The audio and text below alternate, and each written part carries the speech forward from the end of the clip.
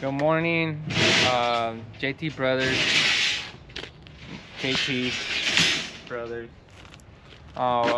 We are in Imperial Beach. This is a job we started about a week ago. Exactly a week ago. We started roughly on Monday. This house had concrete from this point of the driveway out to where you see the beginning of the door. And what we did was remove all the concrete. We're gonna build an ADU right here, a 2-story ADU. In order to do that, we obviously are following our blueprints. But another thing is we're following the same elevation as the home that is already built on the property, with an 1/8 of an inch slope every foot. So what that means is you start your elevation at the back of the home where the foundation starts with the other home, and it's a 40-foot ADU, 42 feet. And what the plans are calling for, it's calling for every foot you're gonna shave an inch, 1/8 of an inch off, so that you have a slope. Whenever it rains, you want to have a slope in order to have water kind of like run off from the back to the front. So that's what we got going on right now. One of the things that I wanted to talk about with everybody was, you know, I just recently posted a video kind of like touching base on how it is that I got into the construction business, how I came from being in prison and just having like a all-around bad experience in life to changing my life and you know, kind of taking life by the horns and you know, kind of building a small company that's actually grown to something that what it is today, right? And some of those things or some of the jobs that we kind of went all required a different amount of knowledge. So as I was doing them, like each job had its own problems, had its own, you know, like its own set of things that needed to be done. But each project basically gave me enough experience so that I could do full-on projects like this, you know, where I can come and look at this project and know you know, like off the top of my head what it is that it's gonna take to get it to what point of the face, right? And then you start reading these blueprints a lot and you get so familiar with footings and what it is that, like a repetitious cycle of doing it over and over and over. Each home is gonna have its own foundation type, it's gonna have its own way, so it's all kind of like designed different, but ultimately same repetitions where it just follows. So it's just a matter of changing a few things each time. But what we got going on right now is we already dug out our footings. We already more or less had our elevation.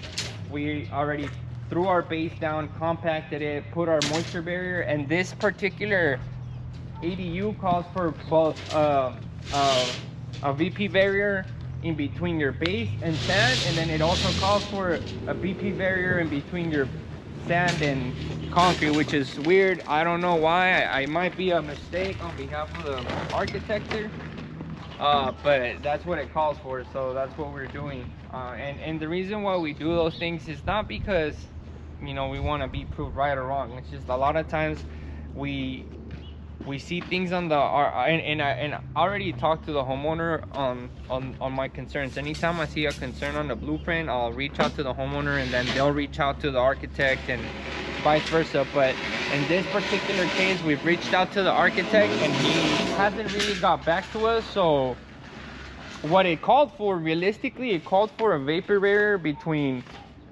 it goes base, sand, and vapor barrier, and then concrete, which is super unheard of to me. I've never done it like that. Maybe somebody has, and if you guys ever have, like, leave a message on the comment, let me know where it is that you did it and why, because I was having a hard time understanding how you're gonna mix base and sand and then you just throw a moisture barrier on top.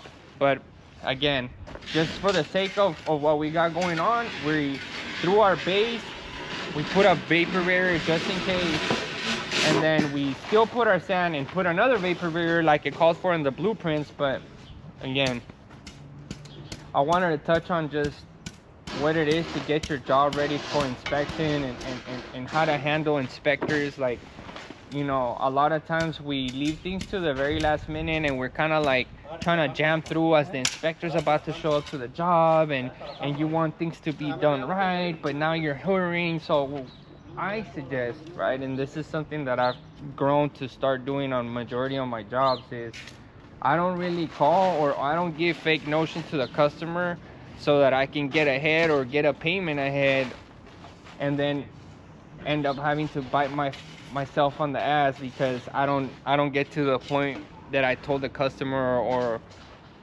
vice versa, right? But or you're hurrying up at the last minute and end up doing something so erroneous that you don't even pay attention, and then the inspector catches it, which is the worst, when you don't see something that's so obvious and then the inspector catches it, because it makes you seem like you're inexperienced.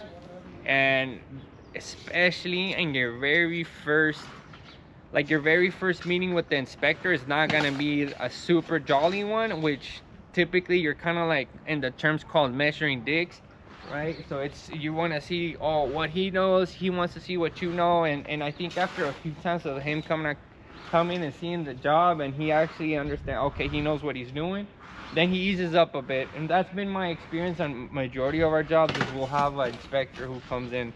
A lot of times they're eerie about your work. They're looking at everything super in detail in the beginning, but once they actually see, like, okay, this motherfucker knows what he's doing, he kind of eases up, man. And it's nothing but a good feeling when you pass your inspections and you talk to the owner and you get those thumbs up onto the next phase.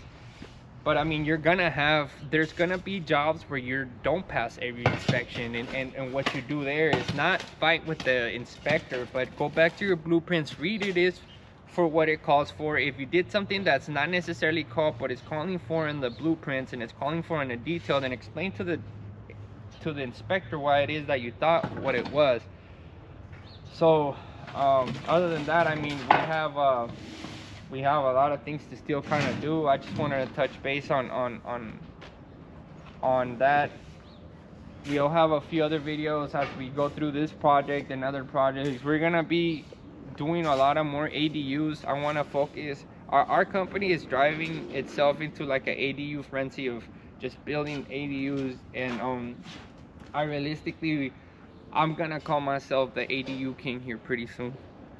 Watch, like maybe a couple months, we should be up there, man, like with as many as we're getting. So pretty soon too, I'm gonna host an open house.